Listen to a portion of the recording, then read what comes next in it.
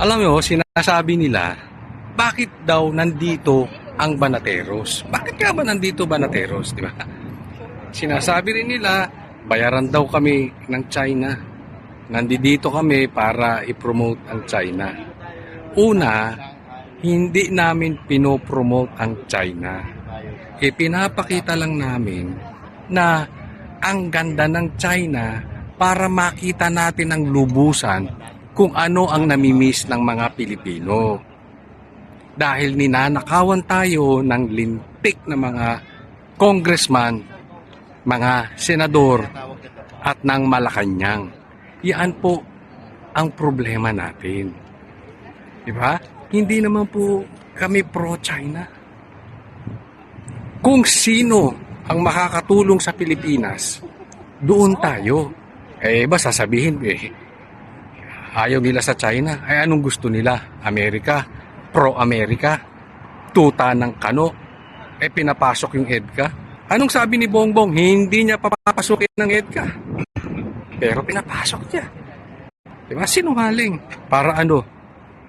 Yung na-freeze na account, makuha nila? Di umano. Diba? Alam naman ng mga Pilipino ang utang ng mga Marcos. Na-freeze sila. Ngayon, naging tuta tayo. Alam mo, dapat matuto tayo. Kasi masakit po, pag kami pumupunta sa ibang bansa, pumunta kami ng Japan, US, China, ang dami nating namimiss. Napag-iwanan po tayo. Kung tutuusin lamang po tayo dun. Pero dahil sa katarantaduhan na itong ating mga politiko na napakaswapang, inuuna ang pang sarili, hindi tayo masenso. Dapat tayo ang may ganito kagandang lugar.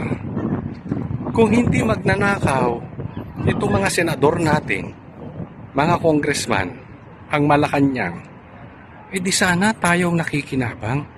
Sabi ko nga, lamang pa tayo dito. Dati, bakit nagkaganyan? Tapos anong iniintindi nila? Magi-special session sila dahil sa waling-waling? Talaga bang niloloko nyo mga Pilipino? Magising na po tayo mga Pilipino.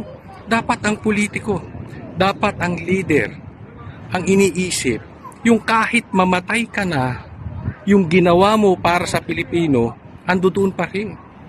Halimbawa, gumawa ka ng flood control, maayos. Gumawa ka ng tulay, maayos. Kahit patay ka na, papakinabangan ng Pilipino. Itong mga politiko natin, walang nagawa.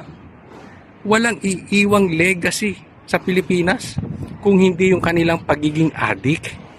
Naiintindihan po ba natin ano ang nawawala sa atin? Kung gaano nakakitid ang pag-iisip ng ibang Pilipino? Ang isip natin, isip ayuda. Mabigyan ng konti, masaya na. Huwag po, lawakan po natin ang ating pag-iisip. Di ba? Hindi po tayo dapat ang empleyado sa ibang bansa. Kung maayos yung bansa natin, tayo ang kukuha ng empleyado sa China. Naiintindihan po natin. Kaya po nakakasama ng loob tuwing pupunta ako ng ibang bansa.